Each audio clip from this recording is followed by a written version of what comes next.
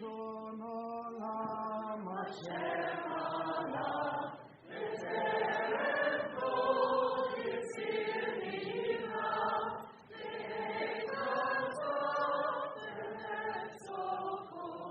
Adon Olam Asher Malach B'terem Kol Yetzir Nivra, Master of the universe who reigns before all ever existed. B'yado Afkid Ruchi Be'et Ishan Ve'ayra. Into God I hand and commit my soul, my spirit when I sleep, and I wake up, and with my spirit, my body, Adonai is with me. I will not fear. The magnificent poetry of Adon Olam is truly a hymn of praise to God, who is supreme, omnipotent, eternal, and infinite, the creator of all, sovereign and guarantor, protector, comfort, and strength, who was, who is, who will be, without beginning and without an end. Its authorship is not known for sure.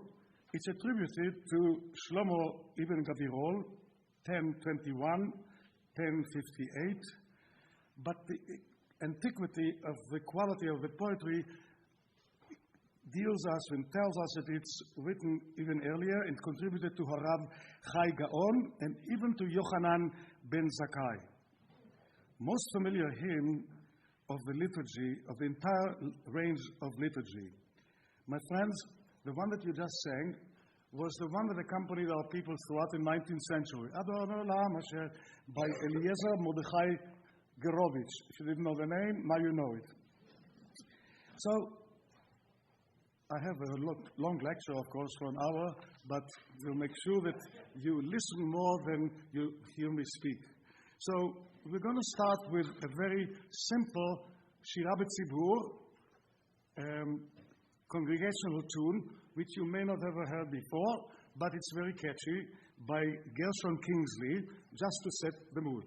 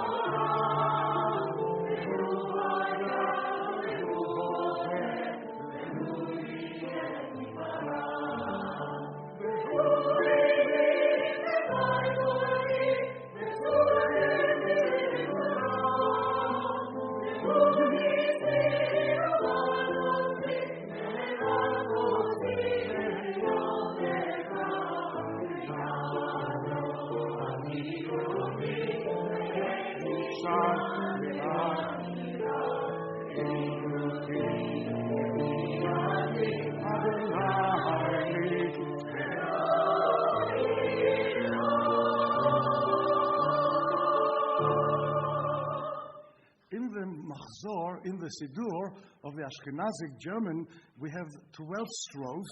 In the Sephardic community, we have only 10 strophes of this thing. The setting of Adon Olam ranges from sophisticated art music written for cantor choir accompaniment or without accompaniment, accessible unison melodies that are meant for congregational singing and are used mainly for closing hymns, sometimes with Yigdal and sometimes this. But for this presentation, I've chosen the finest among numerous examples of a variety of styles covering the wide gamut of the musical expressions of the eternal religious poem, Adon Olam.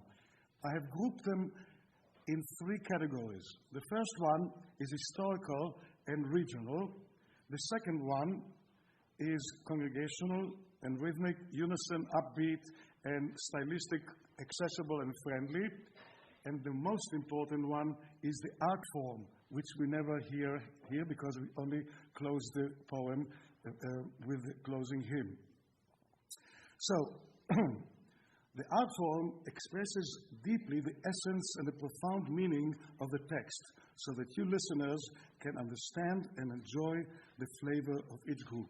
So, we're starting with the 16th century by Salomone Rossi. In fact, I saw on the, you put it, Rabbi Spansky put this beautiful Sinai, which we probably will do in the high holidays. Salomone Rossi lived between, or we know that he was around 1587 and 1628. He was a very prolific composer, invented the trio sonata. He was beloved by the Duke of Mantua, and there's a whole history about him. I want you to listen to it. Go to Rabbi Google, and you will find out more about him and about everybody else. Adon Olam by Salomone Rossi. By the way, we only do the first verse and maybe the last one. This Kingsley is written for a service called Nashira B'Yachad. We sing together. The entire service, Kingsley, my friend, who's now 94, is still composing. He made a lot of money with this one, the popcorn. So, Adon Olam by Rossi.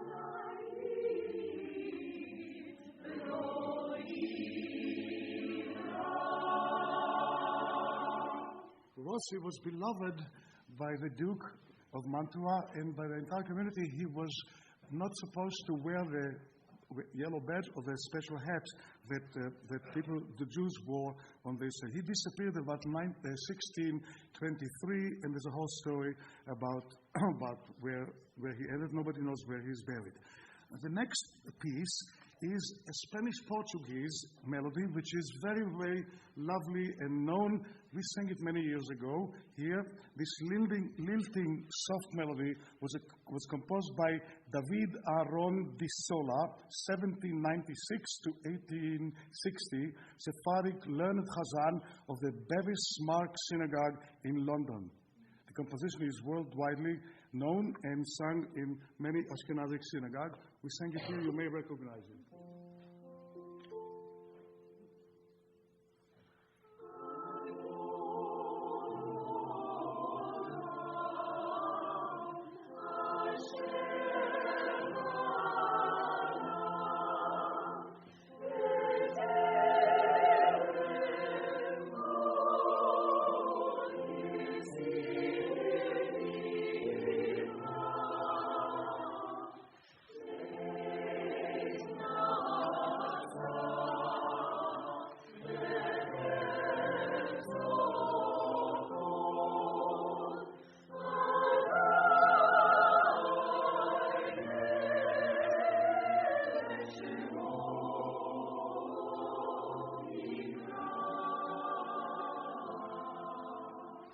The Jews of Amsterdam, of the Netherlands, Adon Olam from Amsterdam, actually I received it from a friend of mine who is descent from a family for that, in the 18th century was considered the most beautiful, incredible, creative Jewish community. The Sephardic Jews of Amsterdam were known as the first modern Jews because they were the first people to distinguish the difference between religious and secular spheres of individual and collective lives. There's a whole repertoire in a pre-classical and Rococo style, which we, with our Lachan choir, maybe performed it a good number of years ago, Baroque and beyond. And we used ancient instruments. Lindy is going to sing the solo in the last. It's just we start this time with the last verse. Beyado afkid ruchi. Don't be shy. How are you?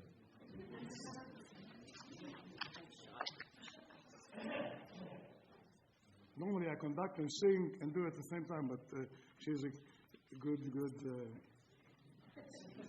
helper. Beyado afkid ruchi.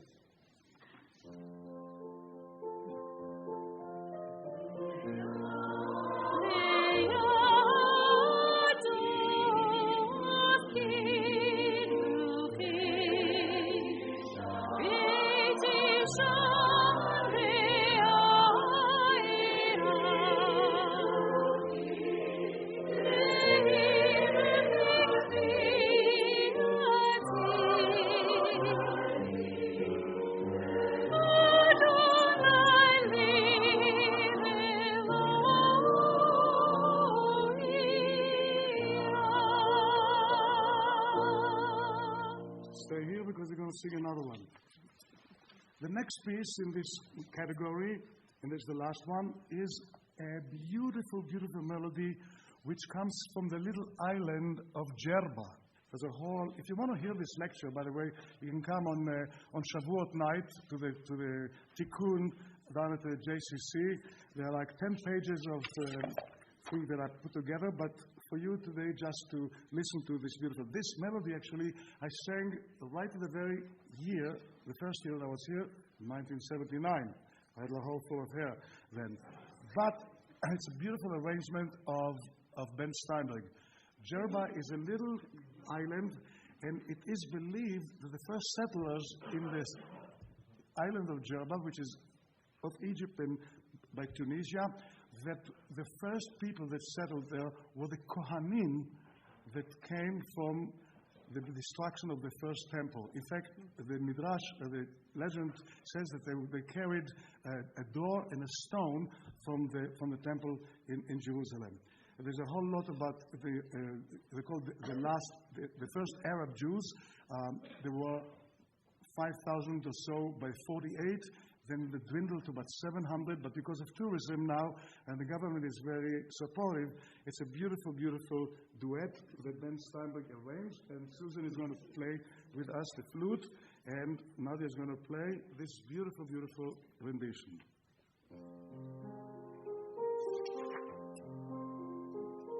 Adon, Olam, Hashem, Allah, b'terem kol. Yitzir nivra, v'yitnasa b'chetz hakol, Azai melech shemo nikach. V'harei gilot hakol, levado yimloch enora, v'hu hayah, v'hu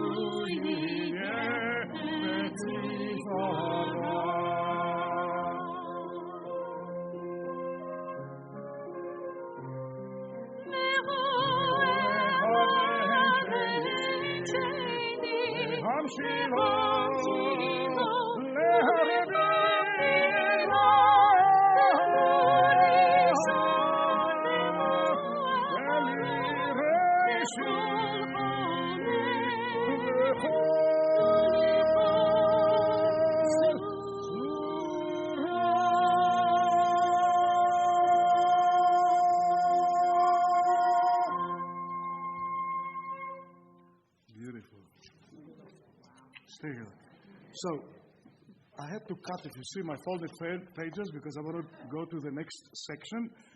This is the section now with, I'm not even looking at my notes, because I must speak much better off the cuff. The next category is really the congregational singing, congregational tunes that we use for closing hymns. And here, I don't want to sing them all for you, but they are written by Ami Aloni, by Gershon Kingsley, by Uzi Hitman, by Saul Zim, many, many other popular songs that you know, and we won't go to it. But the finest of all, we never did hear. And it is by Meir Finkelstein.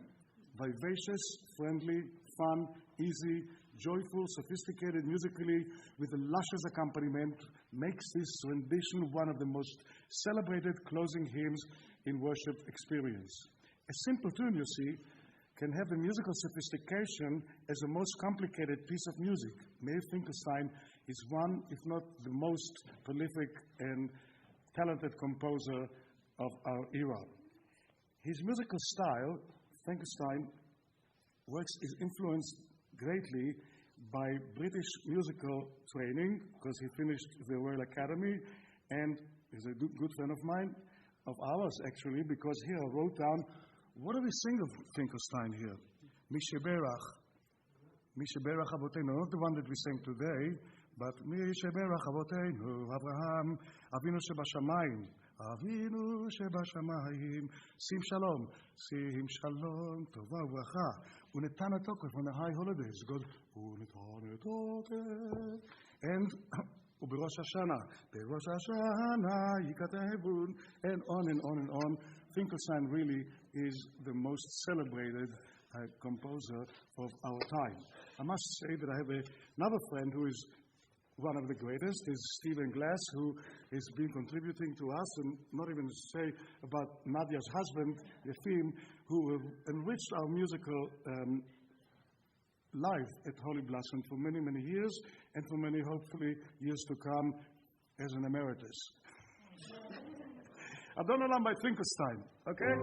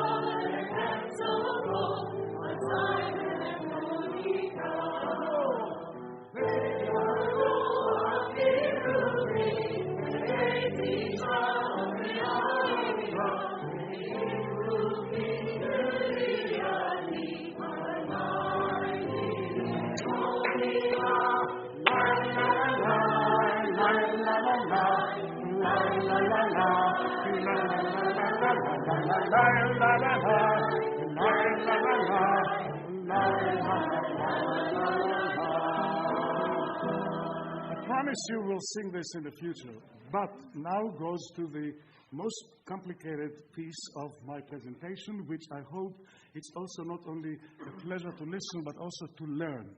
So, no, she'll come back again. Here we have the highest form of the most honest attempt to express the magnificent, deep, and profound meaning of the text. With every measure of these few examples, one can feel the depth and the religiosity and understanding of the glory of the words of the poem. First example is from Austria, in a romantic, glorious style of Sulzer, who, by the way, was Shema Yisrael. Okay? It's not the traditional Shema Yisrael, it's only 150 years old. The next one is a triumphant explosion and an upbeat fanfare by the American composer Max Halfman. I will say a few words about each. And the last one is the most haunting, growling, fearful, awesome, mysterious, melancholic Adon Olam of Ernest Bloch, which finishes the Bloch Sacred Service. So, the Adon Olam by Sulzer, of course, he was the father of the modern cantorate. He was incredible, beautiful baritone, high baritone, and Schubert was his friend. Schubert wrote Psalm 92, actually, which is published in one of the books, and he made some of his song cycles to have Sulzer sing for Franz Josef, for the Kaiser. Much more to say, he was called the Austrian capital chief cantor of 1826. The chief cantor of Vienna is not like chief cantor of Holy Blossom, but it is like Israel Alter, the chief cantor, a state appointment position in Germany in the good old days. I made a note here that he was 22 when he got this position. I made a notice here that I was 22 when I was receiving the first position at the Frank Lloyd Wright Synagogue in Philadelphia. I just came as a greenhorn. I didn't have a suit in those times. Like Ben Gurion, I used to work. Okay, so here is an example of the Sulzer Adon Olam. I still have a few times.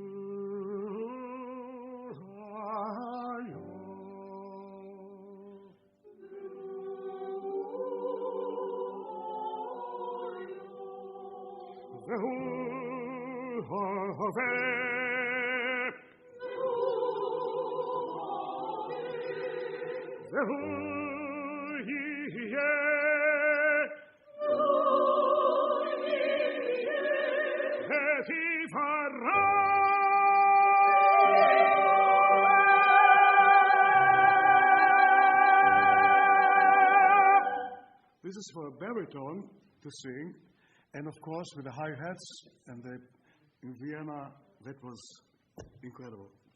The next one is a very short segment of Adon Olam by Max Helfman. Again, Max Helfman, there's a whole history about Max Helfman.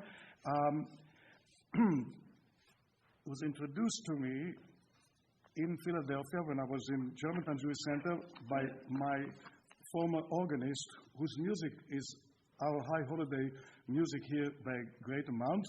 And again, some beautiful melodies that you recognize. The most familiar one, of course, is Rabbi Splensky's favorite, Shema Koleinu. That's by Helfman. Okay? Also Tavo Lefanecha, and also Hashkivenu, and on and on and on and on. It's a triumphant melody.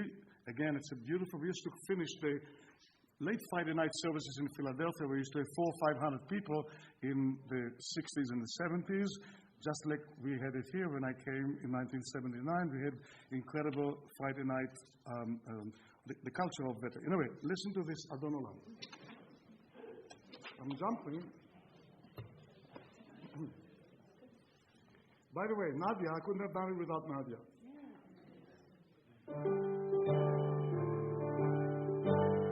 Adon Olam, Asher Malach, Beterem Kol, Yitzir Nivra.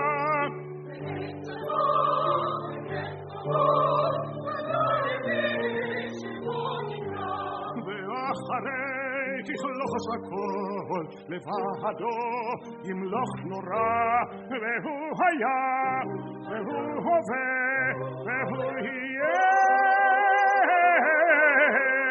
betiv harab.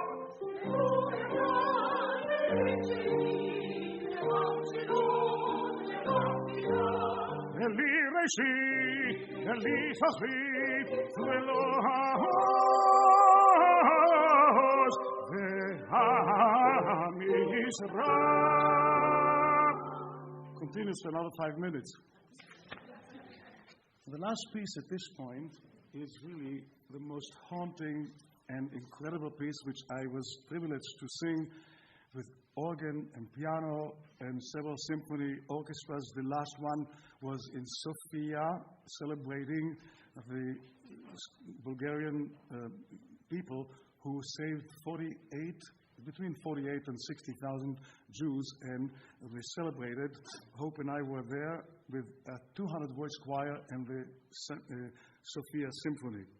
Ernest Bloch, the most profound, intellectually sophisticated rendition, flows of the music, the creator of the universe, its mysterious nature, the calm mood, stable as the Spirit of the Lord hovers over the earth before anything has been created.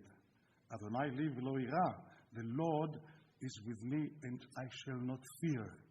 The music vanishes into an abyss of nothingness. A lot to talk about Ernest Bloch. By the way, he was born in Switzerland, but he went back for a whole year to learn and to study Jewish music. Many of his works, by the title, indicate that he was very Jewish in his spirit. And of course, the Sacred Service was created and commissioned in 1933 by the Temple Emmanuel in San Francisco. It is only, as much as music Jewish we have, it is the only piece of music that went from the synagogue and liturgy into the concert stage. My dream is to be able to sing it once with the Toronto Symphony, but it's a baritone role, so it's not a tenor role. So I'm reluctant to do justice to it. However, this is, and the temple singers going, listen to it, it's in unison, but it's absolutely incredible.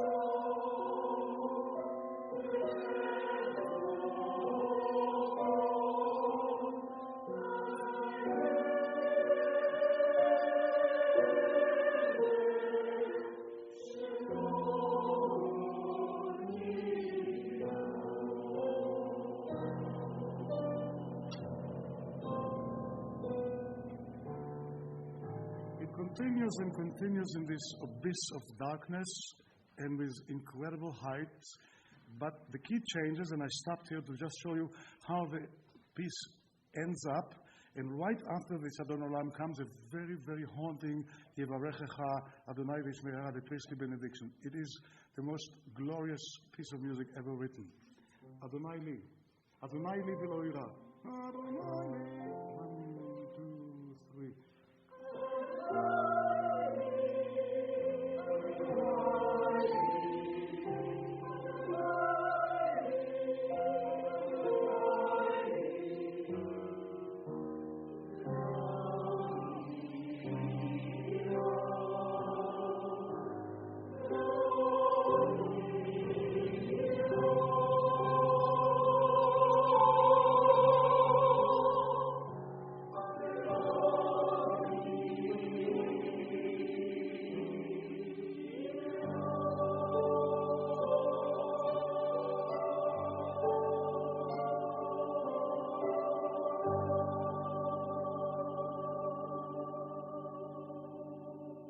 In conclusion, it is remarkable to consider how a single text has inspired such vast and diverse repertoire of musical setting, all of which reflects an extraordinary range of musical inventiveness, creativity, and interpretation. And I thank you for listening. And we continue with the service now.